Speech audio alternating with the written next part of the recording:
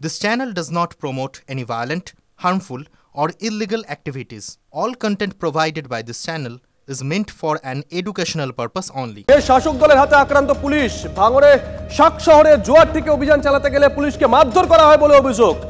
পুলিশের কাছ থেকে ধৃতদেরকে ছিনিয়ে নিয়ে যাওয়ার চেষ্টা হয়। কনস্টেবল ও সিভিক ভলান্টিয়ারদের বাঁশ দিয়ে বেধড়ক মারধরের অভিযোগ। তৃণমূল নেতাকর্মীদের বিরুদ্ধে ঠিক কি ঘটেছে, কাদের বিরুদ্ধে অভিযোগ, যাদের বিরুদ্ধে অভিযোগ তারা কি বলছে, জানবো সত্যজিতের কাছ থেকে। সত্যজিৎ,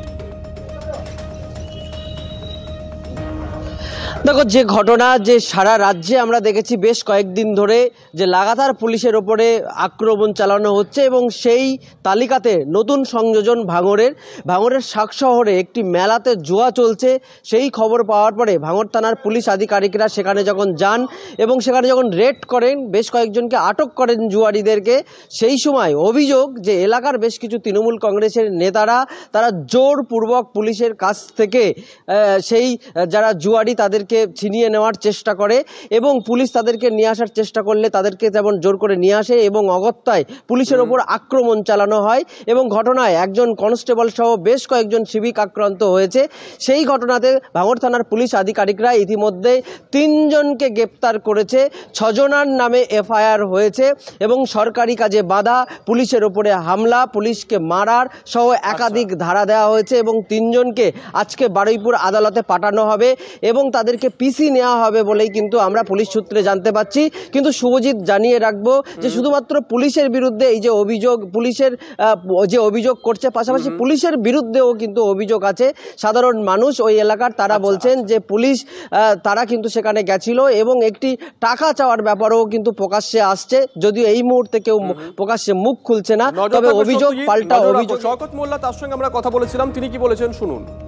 বাইরে ছিলাম, সবে মাত্র ফিরছিলাম। যদি কেউ এই ধরনের কাজ করে কখনো সেটাকে অ্যাকসেপ্ট করা হবে না, তার বিরুদ্ধে যথাযথ ব্যবস্থা নেওয়া হবে। এখানে ওই ক্যানিং আমার বিধানসভার একটা মেলা চলে সাকসারে, আমি জানি এই ধরনের কোনো ঘটনা ঘটেছে বলে আমার জানা নেই। এটা ভাঙড় বিধানসভায় নয়, এটা ক্যানিং পূর্ব বিধানসভায়। আমি খবর নিয়ে জানাবো। এদিকে কুলতলিতে আক্রান্ত পুলিশ, জামতলা বাসস্ট্যান্ড এলাকায় পুলিশ কর্মীদের সঙ্গে বচসা, পুলিশের গায়ে হাত তোলার অভিযোগ মত্ত ব্যক্তিদের বিরুদ্ধে। ঘটনায় গ্রেপ্তার 2 জন। জানা গেছে গতকাল কৈখালীতে বেড়াতে গেছিলেন ওই 2 ব্যক্তি। বাড়ি ফেরার সময় নেশাগ্রস্ত অবস্থায় জামতলা বাসস্ট্যান্ডের রাস্তার মাঝখানে গাড়ি রাখেন।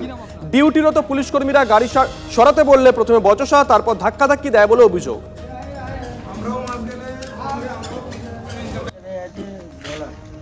দাদা, কি নাম আপনার? আমার নাম সুকেন দাস। পুলিশ কেন? আমি খুব ভুল করে ফেলেছি স্যার। ইনকাম ট্যাক্স দিই। পুলিশ আপনাকে অ্যারেস্ট করলো কেন? আমি স্যার নমস্কার, আমি কার গায়ে দিই? আপনি পুলিশের গায়ে হাত দিয়েছেন? পুলিশ বলছে আপনি পুলিশের গায়ে হাত দিয়েছেন। না, ওই তো পুলিশের সঙ্গে বিশাল বিভৎস ব্যবহার করেছে মালকে। কি করেছে? পুলিশের সঙ্গে কি করেছে? ধাক্কাধাক্কি হয়েছে, হাতাহাতি হয়েছে। দাদা যদি সরিয়ে নেন, এখানে আজকের মেলা, এখানে লোকজন প্রচুর যাওয়া আসা করছে, বলা অবস্থায় ওদের ওপর চড়াও হয়। এই আপনারা কারা, ক টাকা মাইনে পান, কিসের জন্য, কী অফিসার, আপনার কোন অফিসার আছে দেখুন বলে মধ্যবস্থায় বাজে বিয়ে করছে। মত খেয়েছিল মনে হচ্ছে, ও গালাগালি করছিল, পুলিশের গা ধরে মোটামুটি চারিলি করছিল, পুলিশের সঙ্গে ঝামেলা করছিল, গালাগালি করছিল, পুলিশ আটক করেছে। এদিকে ডোমকলে পুলিশের ওপর হামলা, ধৃতকে ছিনতাইয়ের ঘটনায় গ্রেপ্তার আরও 1। সাগরপাড়া থেকে অভিযুক্ত রানা শেখকে গ্রেপ্তার করেছে পুলিশ। এই নিয়ে ডোমকলের ঘটনায় গ্রেপ্তার এখনো পর্যন্ত 6 জন। গত বুধবার রাতে ডোমকলে আক্রান্ত হয় পুলিশ। পুলিশকে কোপ মেরে ধৃতকে ছিনতাইয়ের অভিযোগ ওঠে।